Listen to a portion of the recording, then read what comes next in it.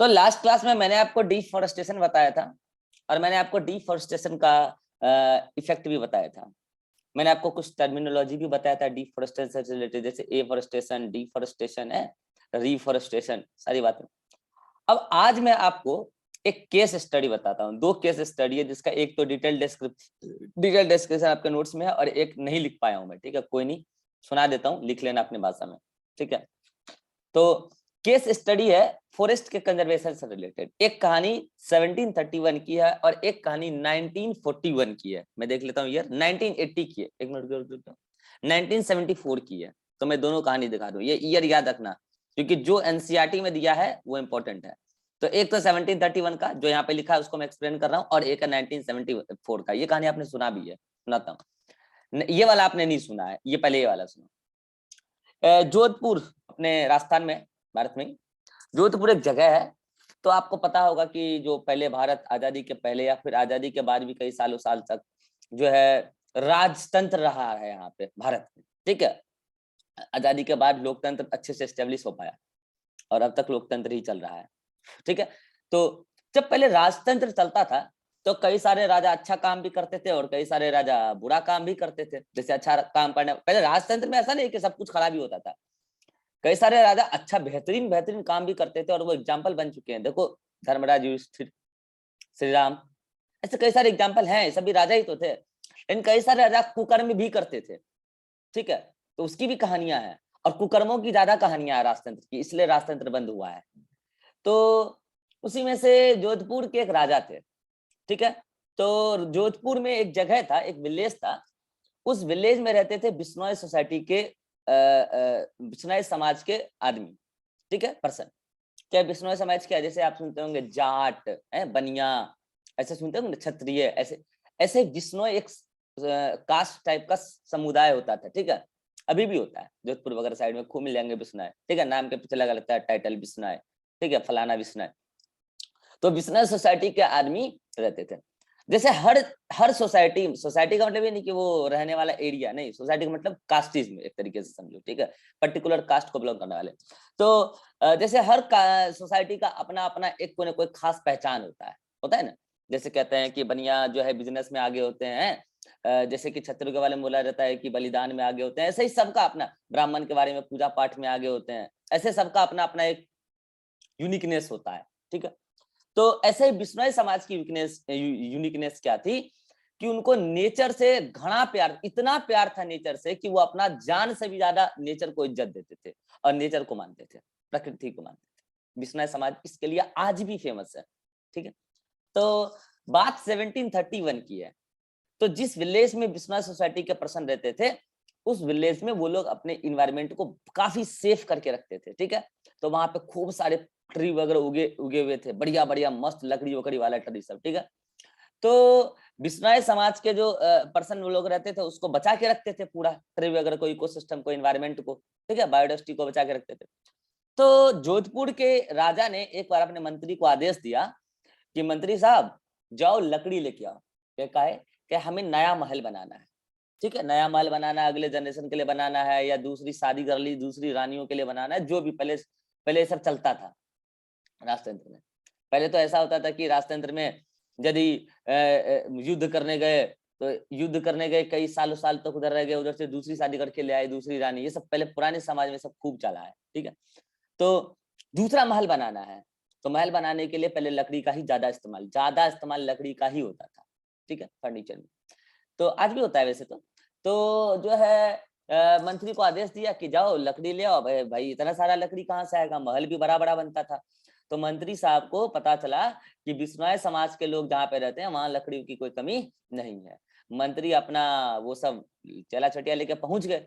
ठीक है, अपना सिपाही सब लेके पहुंच गए कि चलो भाई लकड़ी लाना है काट के। ठीक है, तो गए, तो बिश्नोई समाज के महिलाओं ने, अब वह बिश्नोई समाज की महिलाएं घर पे रहती थी, पुरुष जाते थे बाहर काम करने के लिए, मजदूरी करने के लिए, कमाएंगे खाएंगे। तो पुरुष लोग थे नहीं घर पे, काम करने गए थे, दिन के समय का बात था। तो बिश्नोई समाज के महिलाओं ने बहिष्कार किया, नहीं यहाँ से आप ये वृक्ष नहीं काट सकते हैं, आप कहीं और से काटिए, हमने इसका बड़ा मुश्किल से हमने इसको सेव किया है। तो मंत्री ने कहा कि राजा का आदेश है, बिश्नोई समाज की महिलाओं ने सीधे सीधी बहिष्कार कर दिया उस राजा की, हम उस राजा को नहीं मानते कि वो हमारे राजा है, कौन है नहीं, ठीक है। तो वो जाके मंत्री जाके राजा को बताया कि ऐसे ऐसे बात हो रहा है, ठीक है, बिश्नोई समाज के लोग आपका बहिष्कार कर रहे हैं, ऐसा बोला भी है। राजा को आ गया गुस्सा और राजा को लकड़ी चाहिए ही था, ठीक है। तो पहले के जमाने में ऐसा होता था कि आज के जमाने में भी होता है, लोग अगर थोड़ा सा ताकतवर हो गए तो कमजोर लोगों को दबाते हैं, ठीक है। आज भी नाम का लोकतंत्र है आज भी राजतंत्र ही, लेकिन कागजों पर लोकतंत्र है, ठीक है। तो उस टाइम क्या होता था कि एकदम ऑफिशियली जो है पावरफुल पर्सन वीक पर्सन को दबाते थे। आज तो ऑफिशियली आप ऐसा काम नहीं कर सकते हैं, ऑफिशियली लोकतंत्र है, नियम है, यहाँ पे आपको सजा मिल सकती है। तो उस टाइम क्या हुआ, राजा ने आदेश दे दिया मंत्री को, जाओ जितनी भी महिलाएं सामने आए वृक्षों के सामने, उन सभी को काट देना, अल्टीमेटली मुझे वो सारे वृक्ष काट के मेरे पास लाओ। मंत्री को आदेश दिया राजा ने। मंत्री ने वही पालन किया। मंत्री क्या बिश्नोई समाज के वालों को फिर से समझाया कि राजा ने आदेश दिया है कि अगर आप लोग इसका बहिष्कार करते रहेंगे और अगर पेड़ नहीं काटने देंगे तो हम जबरदस्ती काटेंगे।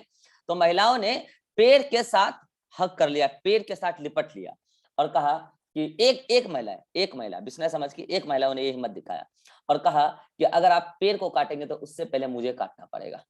पेड़ से चिपक गए।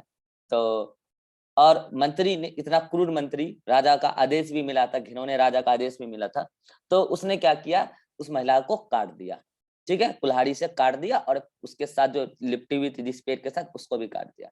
इसको देखते ही उसकी 3-4 बेटियां थी, वो भी आके पेड़ के साथ लिपट गई और बोली कि इस पूरी पेड़ को कंप्लीट काटने से पहले मुझे काटना होगा। उनकी चारों बेटियों को भी काट दिया। ऐसा देखते देखते पूरी सोसाइटी, पूरी बिश्नोई समाज आ गई और पेड़ से लिपट गई। कहे अगर आपको ये पेड़ काटना है, ये पूरा जंगल काटना है, तो आप सभी को, एक एक पेड़ से सभी महिलाएं लिपट गई, महिलाएं लिपटी थी, ठीक है। तो अगर आपको ये काटना है तो उससे पहले मुझे काटना होगा।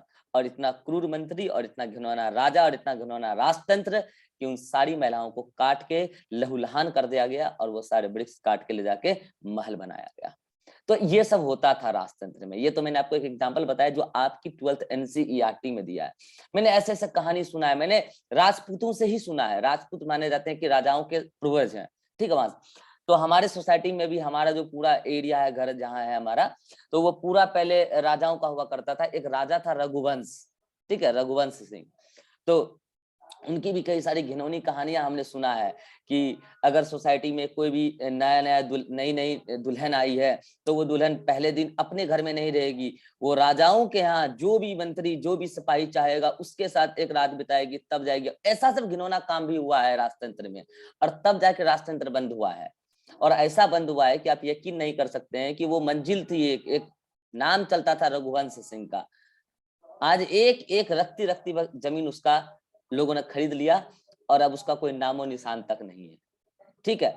और ये इसलिए बंद हुआ, ऐसा नहीं है कि राजतंत्र खराब था, राजतंत्र में कुछ राजाओं ने राजतंत्र का घिनौना उपयोग किया है, इसलिए राजतंत्र बंद हो गया। एक एग्जांपल तो आपकी एनसीईआरटी में। अब मुझे एक बात बताओ, एक लकड़ी महज काटने के लिए आपने इतनी महिलाओं का खून बहा दिया। अब आप सोच कर देखो। और एक कहानी 1731 की, ये आज की कहानी नहीं, बहुत पुरानी कहानी है, ठीक है। अब मैं आपको बता दूं कि वो जो महिला थी जो पहला ऐसा कदम उठाई थी, बाद में उनकी बेटी ने भी अपना बलिदान दिया, पूरी बिश्नोई समाज ने अपना बलिदान दे दिया, लेकिन पहला वो महिला जिन्होंने ऐसा कदम उठाया उसका नाम था अमृता देवी। क्या नाम था उसका? अमृता देवी। और तब जाके जब लोकतंत्र आया, काफी समय बीता, वो आज भी वो जंगल है, वो उस जंगल को वाइल्ड लाइफ सेंचुरी के तरह से देखा जा रहा है, उसको प्रोटेक्टिव एरिया घोषित किया गया है और उसको एक तरीके से मतलब कि यादगार जगह बनाया गया है, ठीक है। तो अमृता देवी जो बिश्नोई समाज से बिलोंग करती थी, तो अब जब लोकतंत्र आया तो फिर धीरे धीरे क्या हुआ, लोग समझे कि राजतंत्र में ऐसे घिनौना काम हुआ।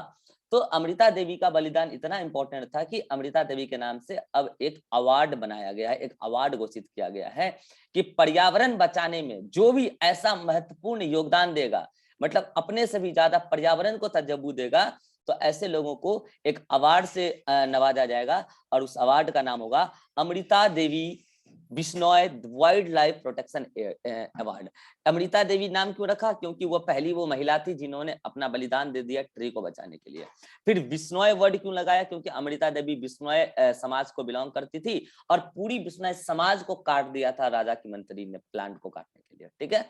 और वाइल्ड लाइफ प्रोटेक्शन वर्ड क्यों लगाया? क्योंकि उन्होंने उन सभी ने अपना बलिदान जो दिया था वाइल्ड लाइफ को बचाने के लिए दिया था। तो आज की डेट में एक अवार्ड घोषित कर दिया गया है कि जो भी वाइल्ड लाइफ को बचाएगा एक महत्वपूर्ण योगदान देगा, एकदम समझ लो कि बहुत बड़ा योगदान, समझ लो, ठीक है। तो उसको एक अवार्ड मिलेगा भारत सरकार की तरफ से, Amrita Devi Bishnoi wildlife protection act, ठीक है। तो आपसे क्वेश्चन क्या पूछा जा सकता है कि Amrita Devi Bishnoi wildlife protection act किस पर्पस के लिए है? For the conservation of what? Wildlife. बोलेगा कि इसका इनिशिएशन कहां से हुआ? 1731 में, जब अमृता देवी ने अपना बलिदान दे दिया वह पृथ्वी को बचाने के लिए। तो ये तो एक कहानी हुआ अमृता देवी वाली, ठीक है।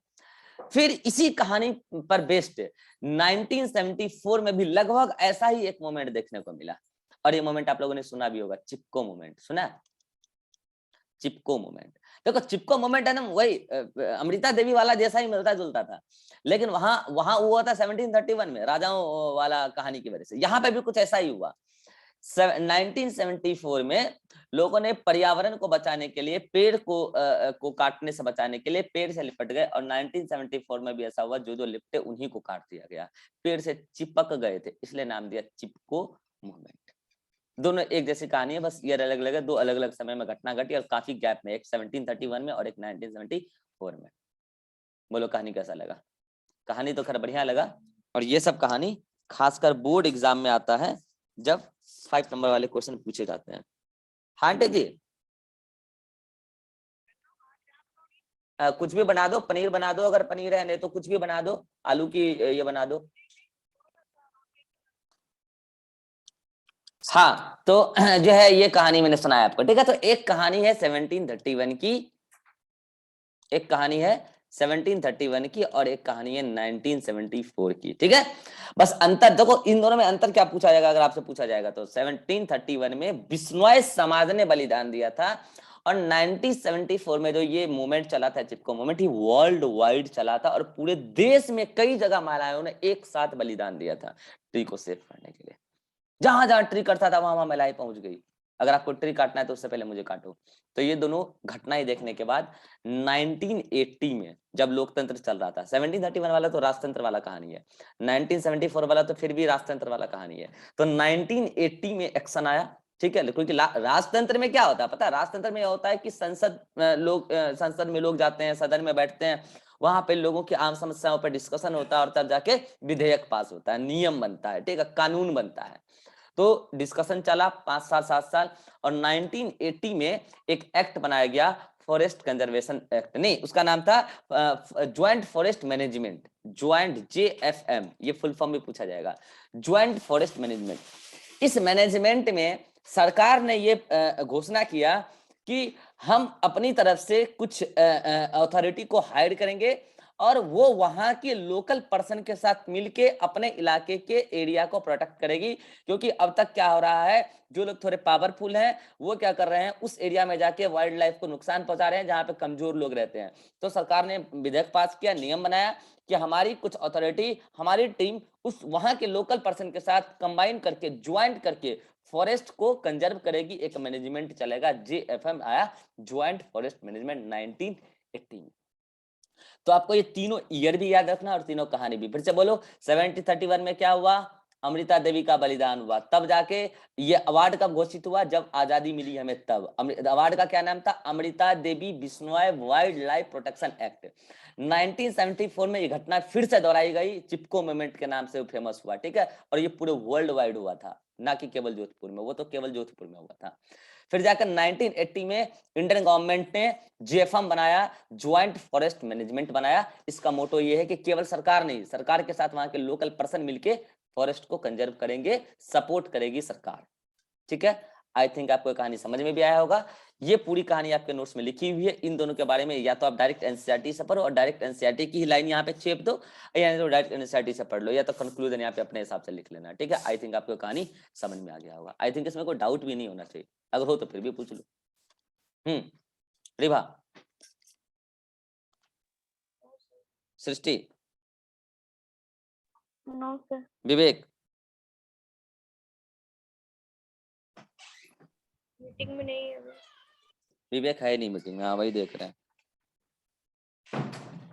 चलो ठीक है। हाँ राजेश्वरी, कोई दिक्कत है? No sir. चलिए अब हम स्टार्ट करते हैं। एक छोटा सा टॉपिक जो छूट गया है उसको भी बता देते हैं।